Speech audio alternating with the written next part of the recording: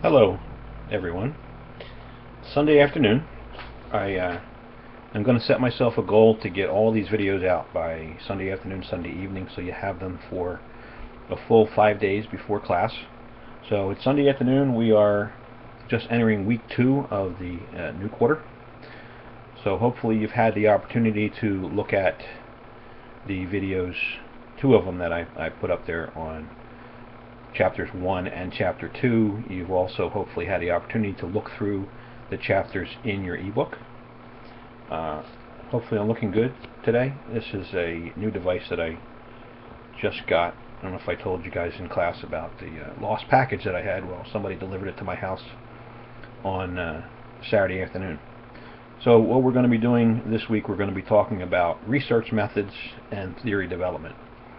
That is the topic of chapter 3. It gets into how criminologists do their research so that they can, present their findings, which ultimately will either inform us as to reasons for a variety of things going on in the field of criminal justice and criminology, but may also point us towards potential policy changes that might have to take place to maybe reduce the crime problem. So in this week's lecture, that's what it's going to be all about. I know that most of you talking about becoming practitioners in the field of criminal justice, you may not be involved in a lot of research, although you never know. When you get into various parts of police departments, if you're involved in crime prevention, if you're involved in planning, as you go up through the ranks in your career, there may be times when research becomes very important to you. So don't discount this as saying, hey, I'm never going to do research as a criminal justice professional. Some of you also are interested in going on for bachelor's, possibly master's or beyond, and research is going to be very important as you progress academically. So that's something to keep in mind. If you are seeing this as a standalone short video, just be aware it's going to be attached to the lecture, the chapter lecture, and posted officially. And I'm going to post a link through the Edmodo page. I know some of you are directly linked, subscribed through my YouTube channel. Some of you are getting my Google Plus notifications. Some of them are getting Twitter. And when I post to the YouTube, it's going through Twitter and YouTube and posting onto Facebook as well. So you may see this as a standalone. I know some other folks that I know are seeing this, and hopefully you'll all be informed. So what we're going to do in class this coming week is, obviously we're going to be discussing this particular topic, but we want to look at it from a more practical perspective. Answer any student questions that you have. Remember, I told you in class on Friday that as you're watching these lectures, some of you will develop questions.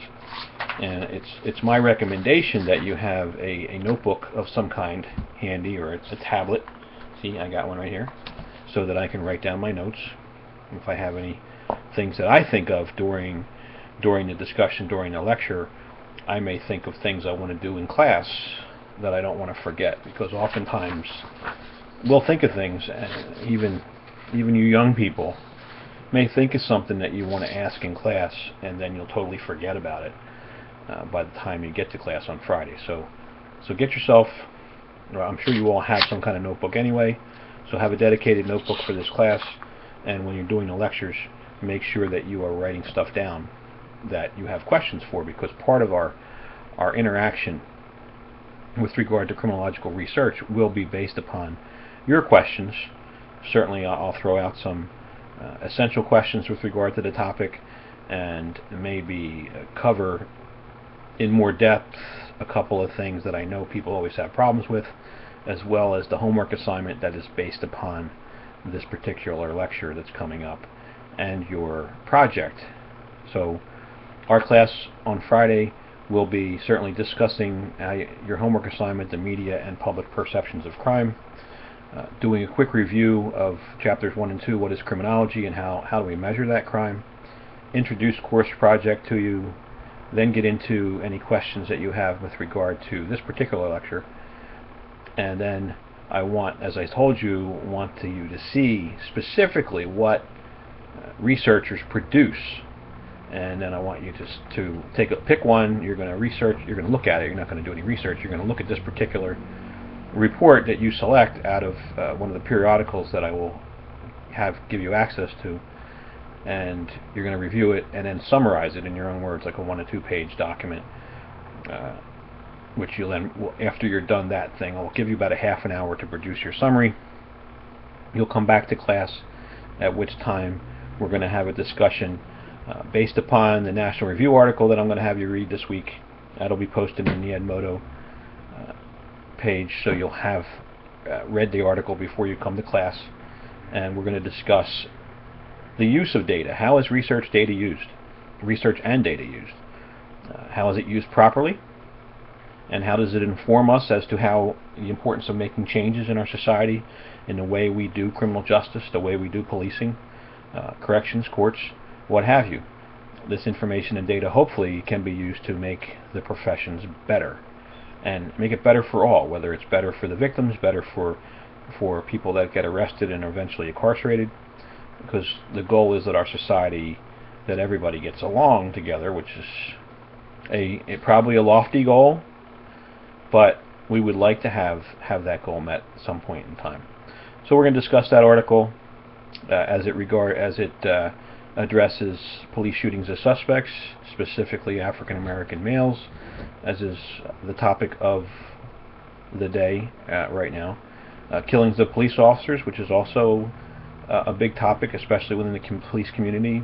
We kind of feel that we're under attack. And we're also going to talk about other issues in which data has been used and research has been used. Certainly applicable to this discussion is what's going on in the presidential race, and how each of the presidential candidates uses data to promote their case. And sometimes it's very interesting that people will use the same data and draw different inferences from it. So we want to look and discuss about that. And then you'll have time to work on the week's writing assignment, which is about a researcher by the name of Mary who's doing a research project. And you're going to have to answer a couple of questions about that. Understanding, which is going to show your understanding of a couple of the concepts that are addressed in this lecture. So it's very important that you try your best to understand the concepts. If you don't understand the concepts, like when we talk about primary research or secondary research, if you don't get it, then you need to ask the question.